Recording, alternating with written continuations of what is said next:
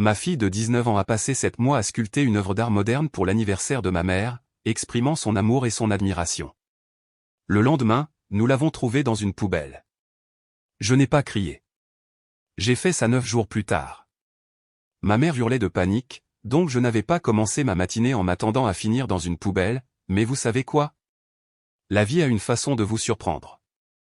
Parfois, c'est un bouquet surprise, parfois, c'est l'art de votre enfant dans une flaque d'épluchure de banane noire et quelque chose de couleur suspectement viande. Devinez ce que j'ai eu. La journée avait pourtant bien commencé, trop bien.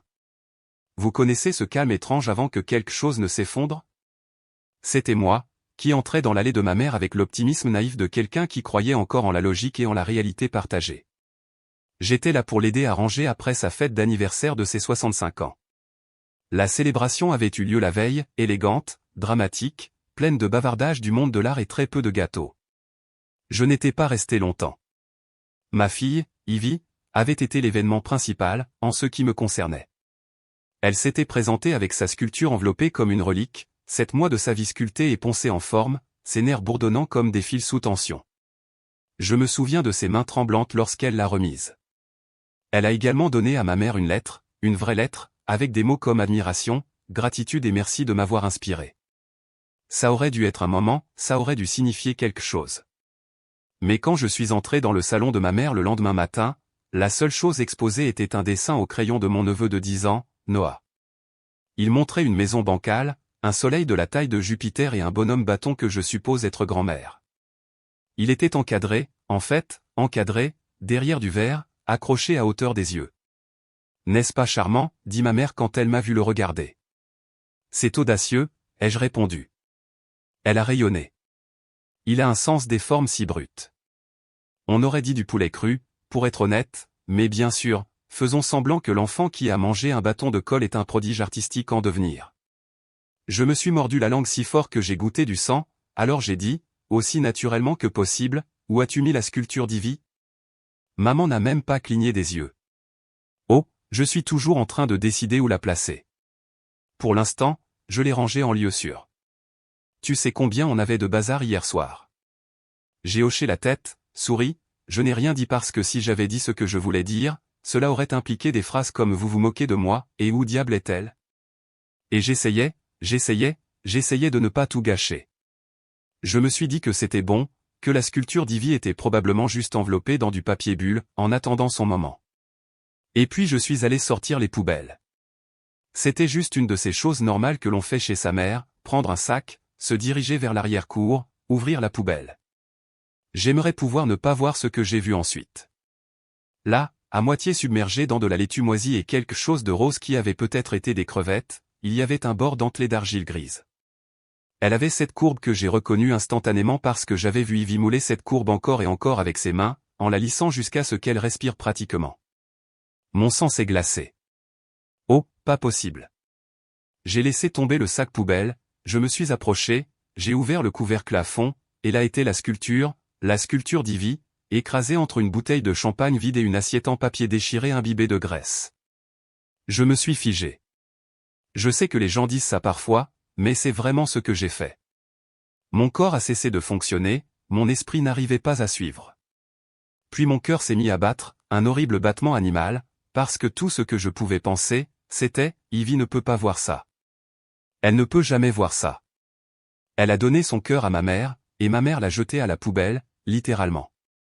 Je ne pouvais pas respirer, je ne pouvais pas penser, tout ce que je savais, c'est que je devais la sortir. J'ai tendu la main, mais la sculpture était lourde, maladroite, enfouie sous des couches de déchets.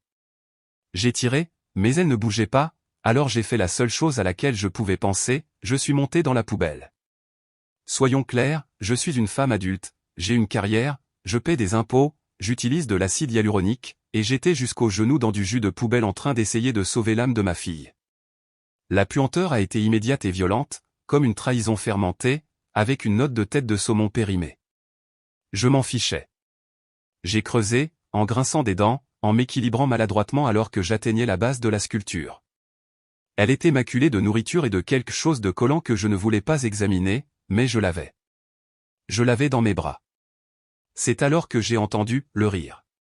J'ai tourné la tête, et il était là, Noah, debout à 3 mètres de là avec son téléphone en l'air, en train de filmer. Tati est dans la poubelle, a-t-il crié. Regardez, elle est dans la vraie poubelle. J'ai essayé de lui dire d'arrêter. Noah, ni. Pose le téléphone. Trop tard. Il criait déjà dans la maison, maman. Grand-mère. Venez voir ça. J'étais sur le point de le supplier quand j'ai entendu une portière de voiture claquer. Ivy. Ivy venait d'arriver. J'ai paniqué, j'ai serré la sculpture contre ma poitrine et j'ai essayé de me baisser, comme si, d'une manière ou d'une autre, me cacher dans la poubelle me rendrait invisible. Ivy a fait le tour du coin, fronçant les sourcils face au bruit. Elle s'est arrêtée quand elle m'a vu. Puis ses yeux sont tombés sur ce que je tenais. C'est ça? Je me suis figé, couverte de détritus, de l'argile dans les bras, la bouche ouverte, mais aucun son n'est sorti. Ce n'est pas ce que ça a l'air, ai-je dit, inutilement, pathétiquement. Ivy s'est approchée. Son visage était pâle. Grand-mère l'a jeté? Sa voix était si petite, comme si elle connaissait déjà la réponse mais avait besoin de l'entendre de quelqu'un qui ne lui mentirait pas, et je n'ai pas pu parler parce que tout ce que je dirais la briserait davantage. Elle a cligné des yeux, puis s'est retournée vers sa voiture, est montée à l'intérieur, est partie, et je suis restée là dans la poubelle toute seule, serrant ce qui restait de son cœur. Je n'ai pas cherché de vieilles blessures cette nuit-là. Je voulais juste enlever la puanteur des ordures de ma peau, laver l'argile de mes mains, et peut-être faire semblant que rien ne s'était passé jusqu'au matin. Mais Ivy était déjà à la maison quand je suis arrivé. Elle avait enlevé ses chaussures près de la porte, le visage vide. Elle ne m'a pas demandé si j'avais sauvé la sculpture, elle ne m'a rien demandé. Elle est passée devant moi, directement à son atelier, et a fermé la porte. Je suis resté là, tenant ce qui restait de son cœur dans mes bras, 7 mois de sculpture, de ponçage et de façonnage, et pour la première fois depuis longtemps, je ne savais pas quoi faire, alors j'ai fait ce que je fais toujours quand je me sens impuissante, j'ai nettoyé. J'ai frotté chaque tache de nourriture, chaque trace de carton mouillé.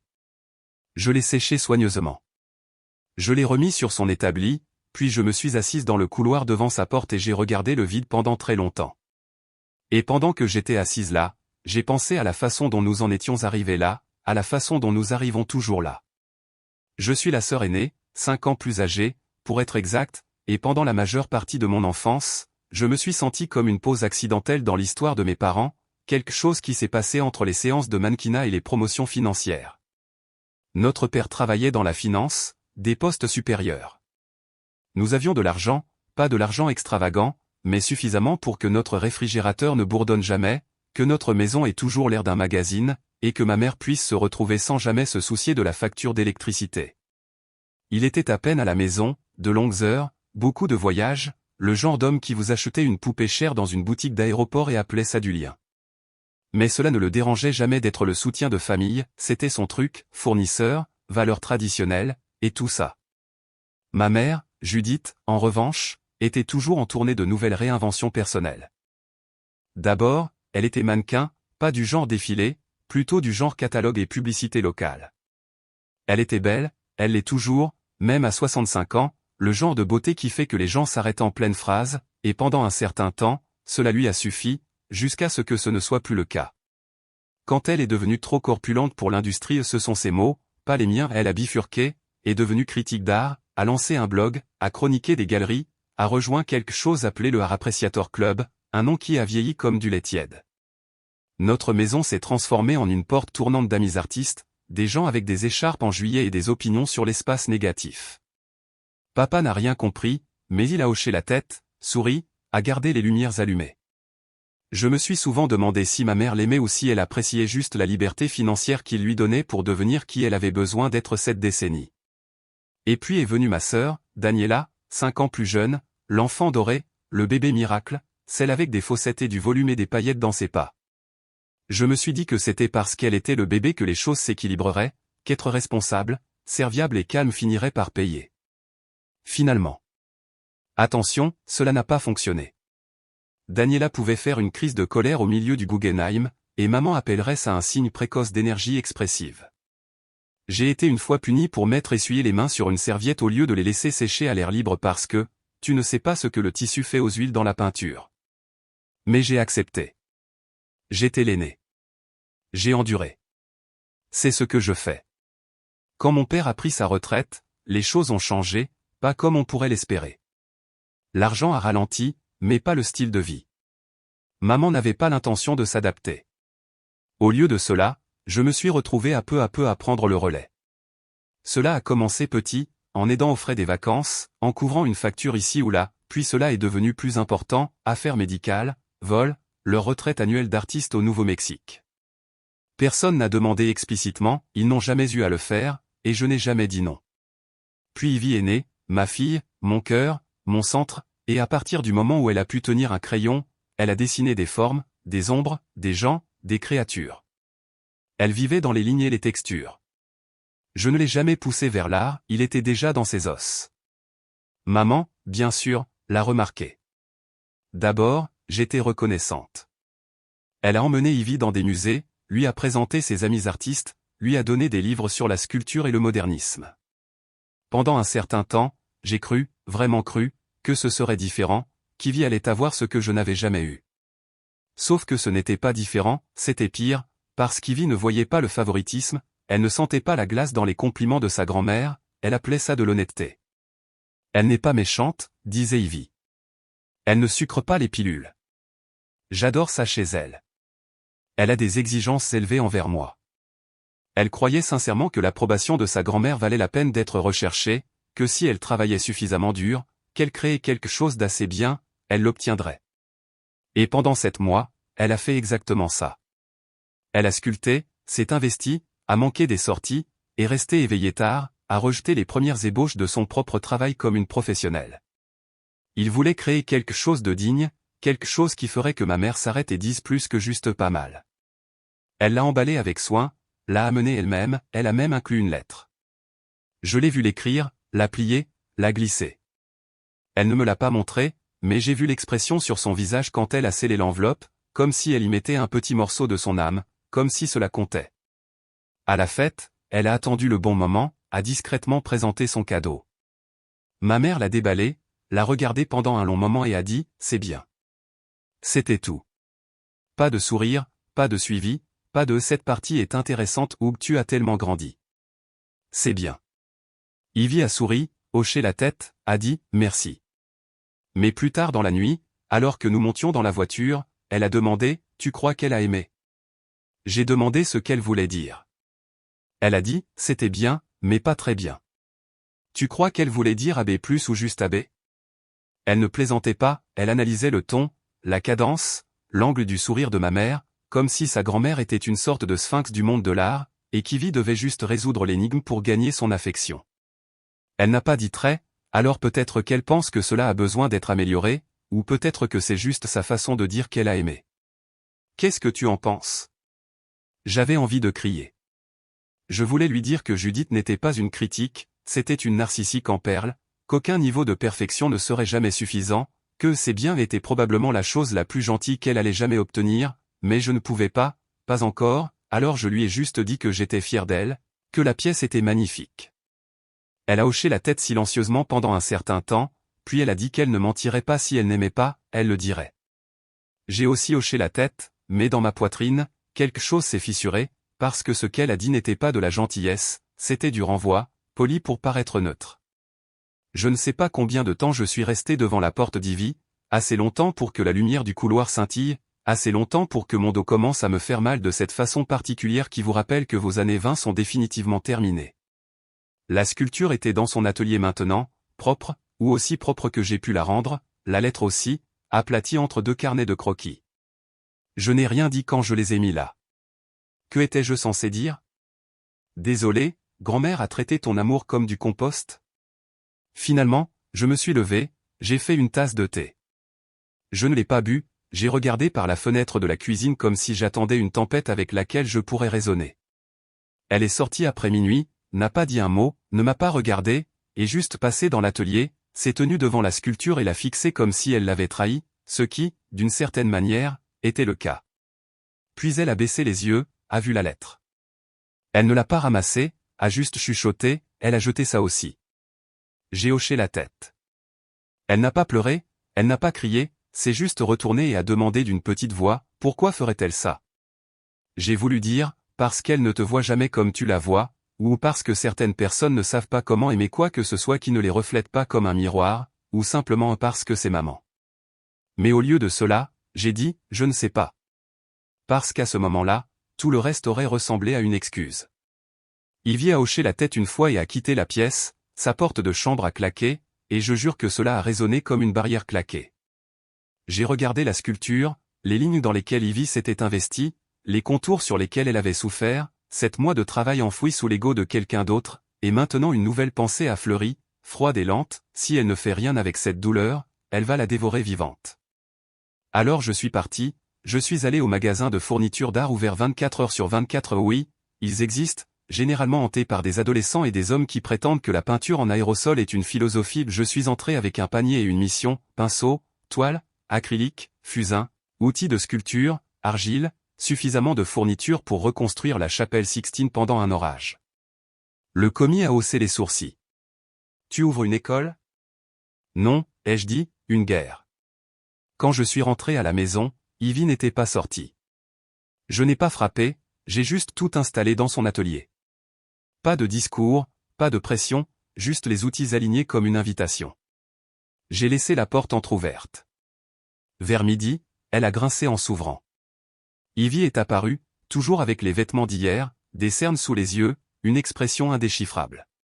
Elle est restée dans l'encadrement de la porte pendant longtemps, puis est entrée en silence, a fermé la porte derrière elle. 10 minutes plus tard, j'ai entendu le premier pinceau frapper la toile, puis l'argile être lâchée sur la table, puis le bruit sec de quelque chose qui se fissure, suivi d'un long silence, puis plus de travail, puis plus de silence. Je n'ai pas interrompu, je ne me suis pas renseigné. Je me suis juste assise dans la cuisine avec une tasse de thé que je n'ai pas touchée. Encore une fois, le lendemain matin, elle n'avait toujours pas dormi. J'ai doucement ouvert la porte. Elle était accroupie à côté de la sculpture, les mains couvertes de peinture, les cheveux attachés avec ce qui ressemblait à un lacet. Elle ne m'a pas regardé, mais j'ai regardé la sculpture et ce qu'elle était devenue. Ce n'était pas la même pièce. Elle l'avait brisée, remodelée, en avait écrasé une partie avec ses poings, puis avait rempli les lacunes de plâtre et de couleurs et de morceaux de papier à dessin déchirés. Il y avait maintenant de la violence, de l'honnêteté. Elle y avait également intégré la lettre, déchiquetée et réarrangée sur la surface. Vous pouviez encore en lire des fragments, je t'aime. Merci de toujours me voir. Je voulais que cela signifie quelque chose. Et puis j'ai vu l'écran, un petit cadre numérique diffusant silencieusement une vidéo muette. Je me suis approché. C'était moi dans la poubelle, les genoux enfoncés dans les ordures, en train de traîner la sculpture, le visage tendu, la chemise tachée, tenant son cœur à 2 mains. Ma poitrine s'est serrée. Où as-tu trouvé ça? Je l'ai déjà vu, a-t-elle dit, sans lever les yeux. Noah l'a posté. J'ai cligné des yeux. Dans le chat de groupe des cousins. Il a dit que c'était hilarant, tante Hélène qui fouille dans les poubelles pour de l'art poubelle. J'ai senti ma mâchoire se crisper, et les autres ils ont ri.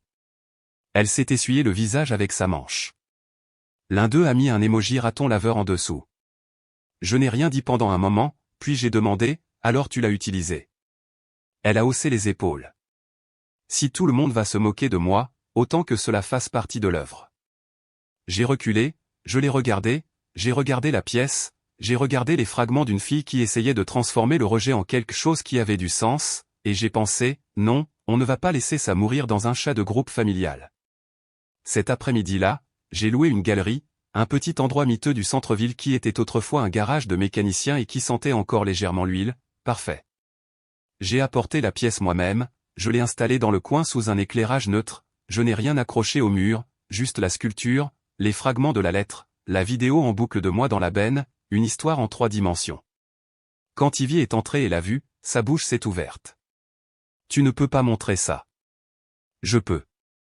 Tu n'étais pas censé le faire, elle l'a jeté. J'ai dit calmement, on ne le cache pas. Ses yeux ont couru vers la sculpture, vers l'écran. C'est personnel. Exactement.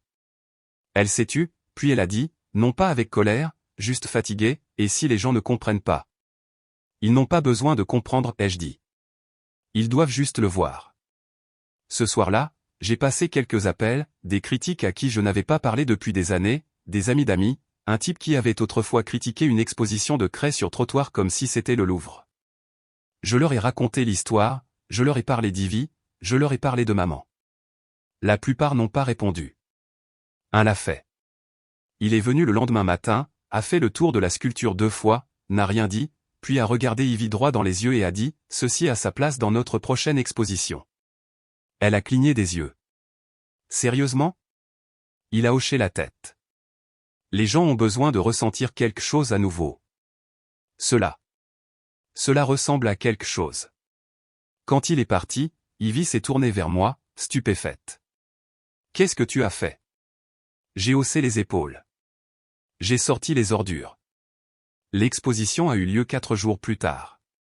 Ce n'était pas chic, juste une exposition collective dans un espace du centre-ville avec du béton fissuré et une machine à café plus vieille que moi. Mais cette salle était pleine à craquer, de vraies personnes, pas seulement des étudiants en art avec des cabas et des tatouages cryptiques, de vrais collectionneurs, des critiques, et une femme qui a dit viscéral tellement de fois que j'ai commencé à compter. Et ils ne se sont pas contentés de jeter un coup d'œil à la sculpture d'Ivy, ils se sont arrêtés, se sont tenus immobiles devant elle, ont regardé l'écran en boucle, ont lu les morceaux de lettres déchiquetées intégrés dans l'argile. Quelques-uns ont pleuré. Une femme a chuchoté, j'ai ressenti ça dans mon estomac et a griffonné quelque chose dans un carnet comme si elle venait de voir Dieu. À la fin de la soirée, il y avait 3 emails demandant des commandes, un homme a tendu une carte à Ivy et a dit qu'il dirigeait une résidence pour artistes émergents, et un collectionneur, un sérieux, a fait une offre, 14 000 $ en espèces, sans condition. Ivy a regardé le chiffre comme s'il était dans une autre langue, puis s'est tourné vers moi et a dit « Qu'est-ce que je fais ?» J'ai dit « Tu attends ». Elle a cligné des yeux. Pourquoi? Parce que ce n'est pas encore la fin de l'histoire. Nous n'avons pas vendu la pièce, pas encore. Mais les mots se sont répandus plus vite que nous ne l'aurions pensé. Des photos de l'exposition ont été publiées sur des blogs. Quelqu'un a tweeté un clip de la boucle vidéo de la sculpture avec la légende « Ça fait plus mal que je ne le pensais ». Puis un fil a tout décortiqué, comment la grand-mère d'Ivy a jeté sa sculpture, comment sa mère est montée dans la benne pour la sauver, comment la pièce vit maintenant dans une galerie pendant que la famille implosait tranquillement derrière elle. Nous n'avons rien posté, nous n'avions pas à le faire. Internet a fait ce qu'il fait toujours, il a relié les points, a comblé les lacunes, puis a allumé l'allumette. Ça a commencé avec un titre, critique ou lâche. Comment les ordures d'une grand-mère sont devenues un chef-d'œuvre à 14 000 $, puis le sous-titre, elle a qualifié ça de bien. Le monde de l'art a qualifié ça de transcendant en point. Pas de nom, pas de citation directe, mais il n'avait pas besoin de nom. Quiconque avait passé plus de 5 minutes dans notre arbre généalogique ou suivi le blog de maman ou sa chronique d'opinion dans ce magazine trimestriel de galeries hors de prix savait exactement de qui on parlait, ma mère, l'oracle autoproclamé du monde de l'art, la femme qui m'avait dit un jour que ma pièce maîtresse de mariage avait l'air visuellement angoissée. Maintenant, grâce à son incapacité à faire preuve du minimum d'affection humaine, elle était un mème. Un article l'a qualifiée de la grand-mère qui n'aurait pas reconnu la grandeur si elle s'était tenue en sanglotant dans son allée, un autre a surnommé Ivy l'artiste des déchets. Pour une fois, je n'ai pas corrigé l'orthographe quand quelqu'un a envoyé un SMS pour dire qu'il était désolé pour la situation.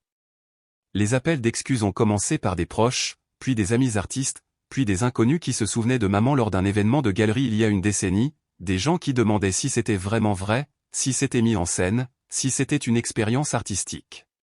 C'est alors que j'ai su que la tempête arrivait.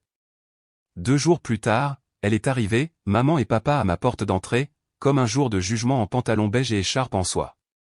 Je n'ai pas répondu tout de suite, je les ai laissés sonner à la porte 3 fois, puis j'ai ouvert juste assez pour leur rappeler que c'était toujours chez moi.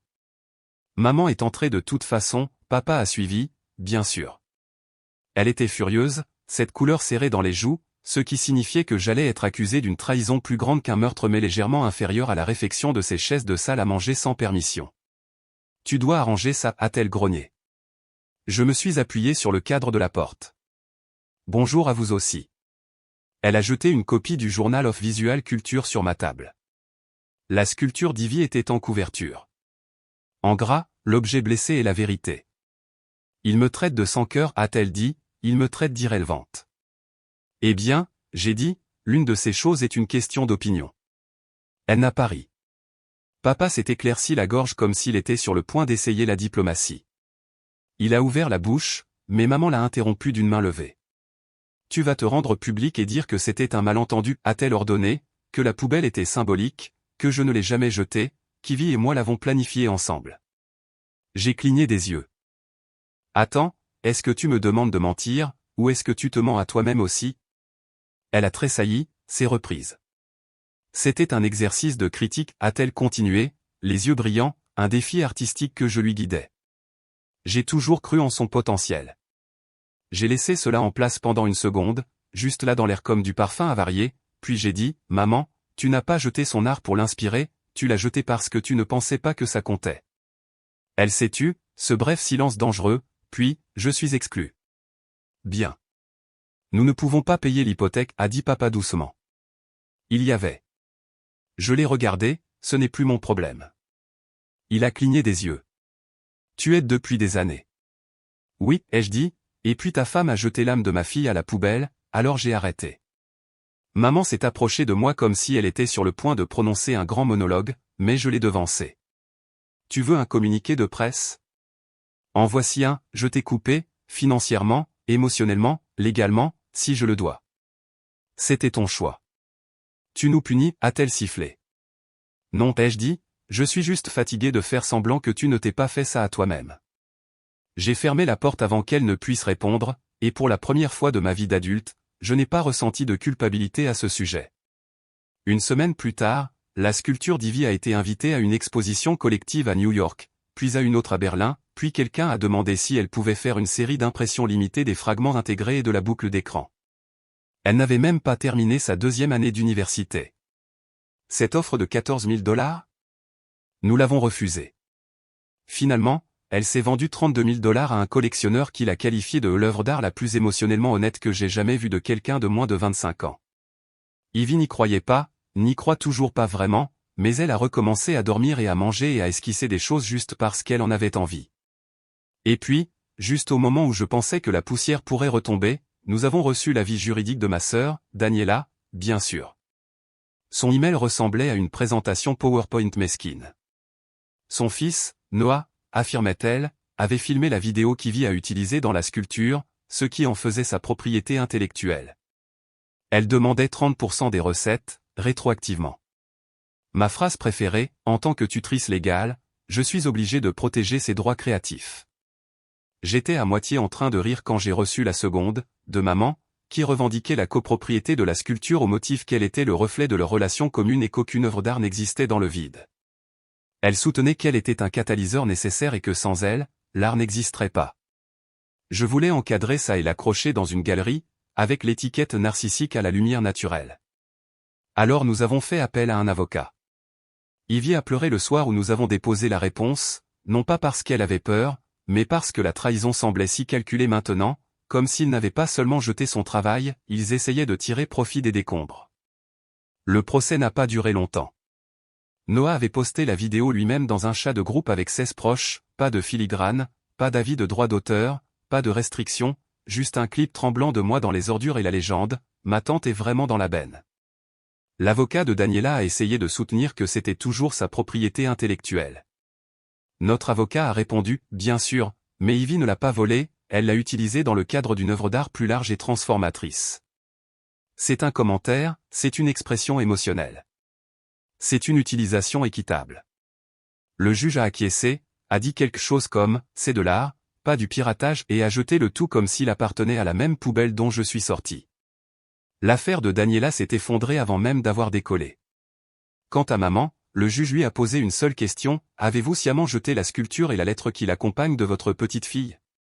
Elle a essayé de nouveau de faire tourner ça, a appelé ça de l'art de la performance, a appelé ça une méthode d'enseignement tacite. Le juge l'a interrompu, a statué que l'œuvre d'Ivy était clairement transformative et autobiographique et que toute inspiration fournie était un dommage émotionnel non intentionnel, et non une collaboration créative. Jugement, 100% des bénéfices et des droits à Ivy, pas d'appel, pas de délai. Ça a fait le tour des blogs le lendemain, Artney, hyper allergique, quelques débriefings de TikTok. Un titre s'est démarqué, de la nouvelle à l'erreur, la grand-mère qui a essayé de protéger le rejet par le droit d'auteur.